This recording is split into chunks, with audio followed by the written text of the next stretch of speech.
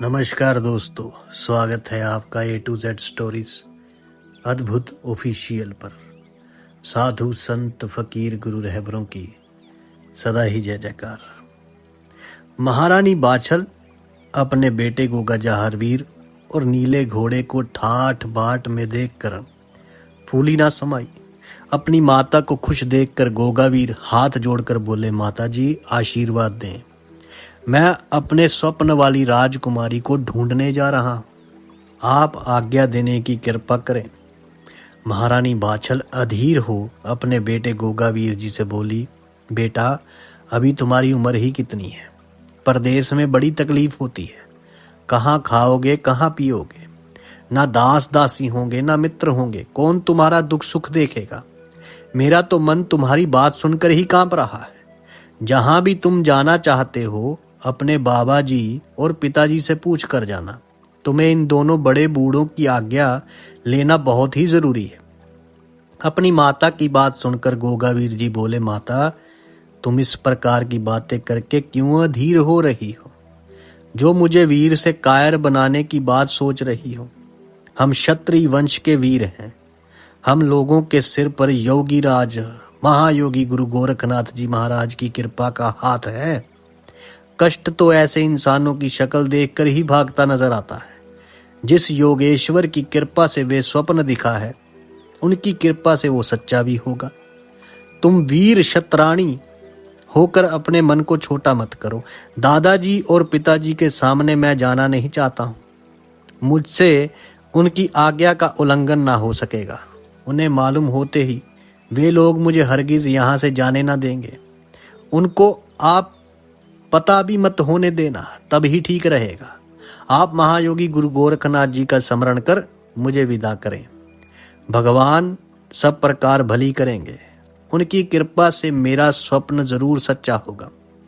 अपने बेटे गोगावीर जी की बात सुनकर महारानी बाछल निराश हो नीले घोड़े से बोली, बेटा तुम भी गुरु गोरखनाथ जी महाराज की उस प्रसादी से पैदा हुए हो जिससे तुम्हारा ये भाई गोगावीर पैदा हुआ है, इसलिए तुम परदेश में चौकस होकर रहना।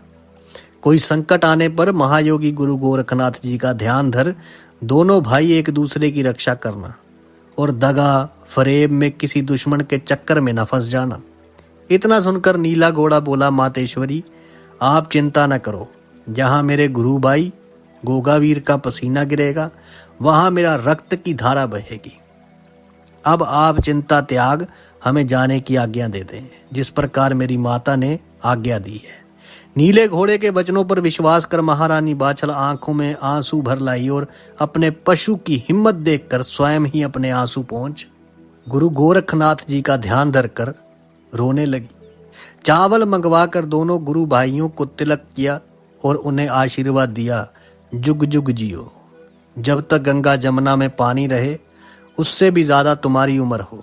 योगेश्वर गुरु गोरखनाथ से प्रार्थना की कि गुरु महाराज ये दोनों जिद्दी बालक आपकी ही प्रसादी का प्रसाद हैं, परदेश में इनकी रक्षा करना। फिर नीले घोड़े से बोली, बेटा अगर परदेश में कोई दुर्घटना घट जाए तो अपने गुरु भाई गोगावीर को जिंदा हो या मुर्दा महल में ही लाकर छोड़ना।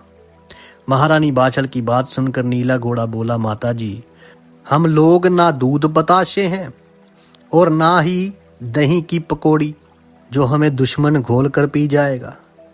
आपने मुझे समझ क्या रखा है?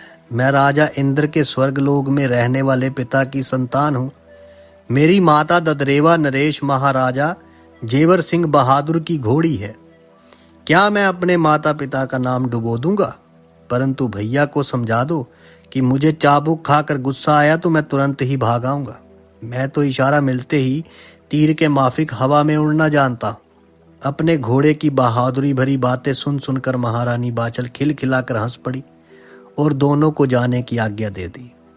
गोगावीर ने आज्ञा मिलते ही अपनी मां के चरण छुए और शीश झुकाकर नीले घोड़े पर सवार हो घोड़े को पैर की एड़ लगाई तो वे आसमान में ऊंचा उड़ गया। उसके फैले पंखों ने क्षण मात्र में उन्हें समुद्र के किनारे पहुंचा दिया। गोगावीर समुद्र की लहरें देखकर आनंद विभोर हो गए। उन्होंने अभी तक नदी, नहर और तालाब ही देखे थे। समुद्र की लंबाई चौड़ाई का विस्तार और उसकी गहराई का अंदाजा लगाकर गमगीन हो गए। जिसका अंत ना हो उसका अंदाजा कैसे लगा सकते हैं।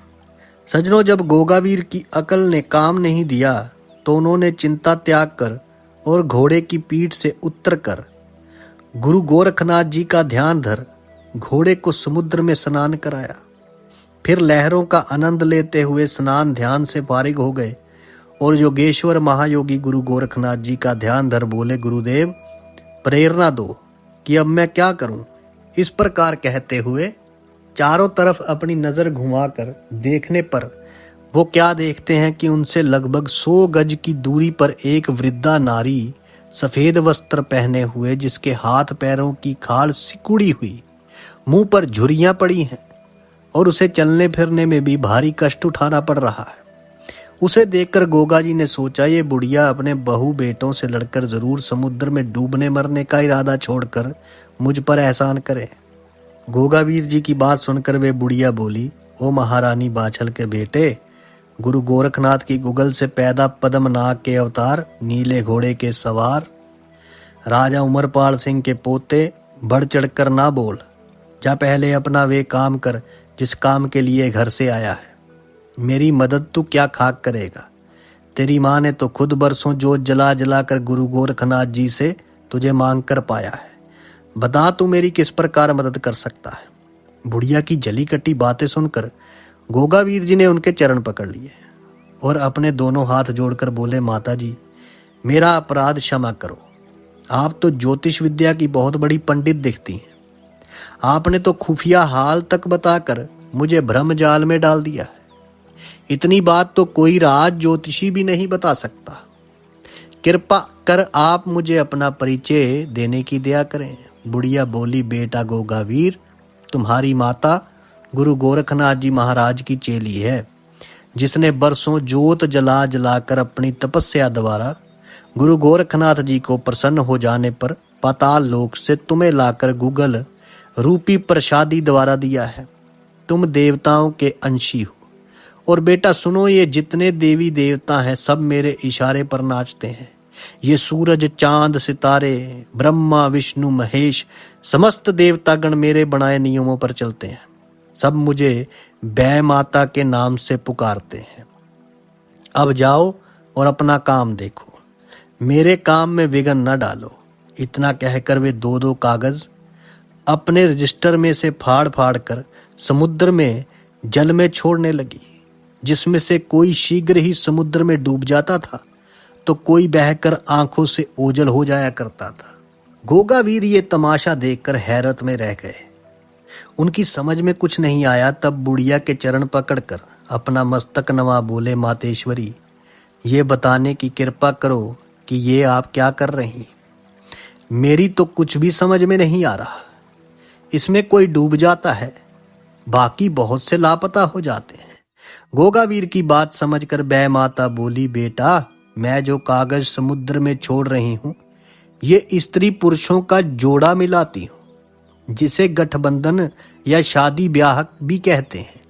जो कागज आंखों से दिखता हुआ समुद्र में डूब जाता है, अध बीच में ही उनका जोड़ा बिछड़ जाया करता है।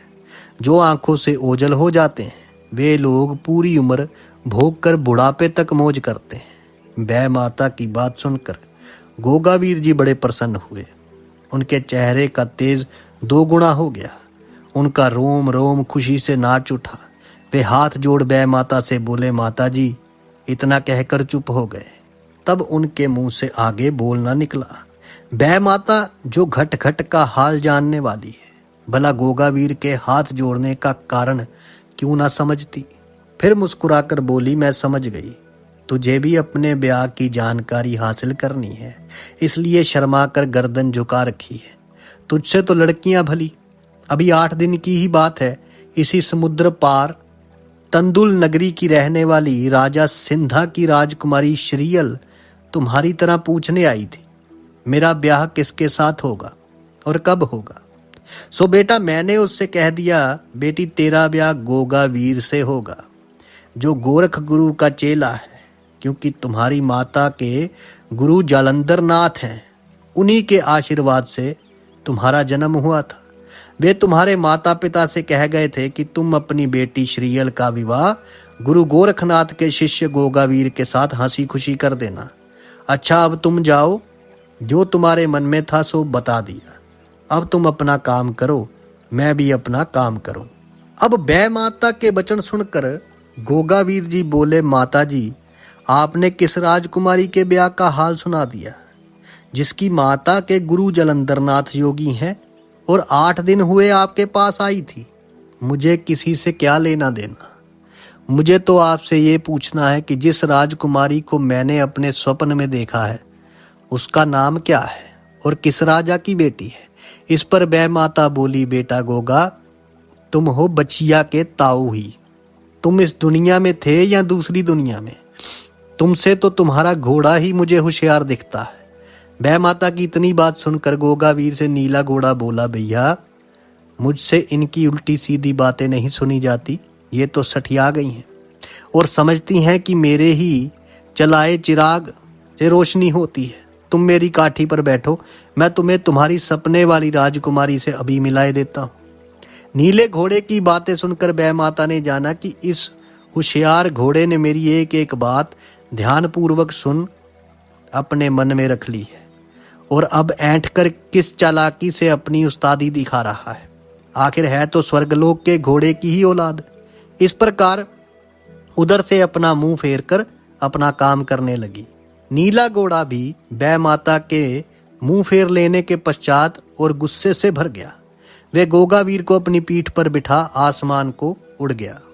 उसने अपने पंख इस तेजी से चलाए कि कुछ ही क्षणों में तंदूली नगरी राजा सिंधा सिंह के जनाने बाग में पहुंच गया और गोगावीर से बोला, भैया, यही तुम्हारी स्वप्न वाली राजकुमारी श्रीयल का जनाना बाग है, जो राजा सिंधा सिंह की इकलौती बेटी है।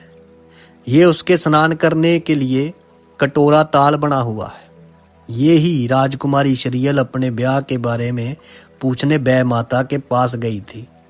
आप जिनके ध्यान में कुछ नहीं समझ पाए, मैंने सारी बात ध्यान से सुनकर आपको आपने स्वप्न वाली राजकुमारी के बाग में ला उतारा है। जब गोगावीर ने अपने घोड़े की बात सुनी तो उसकी कमर ठोक कर बड़ी तारीफ की।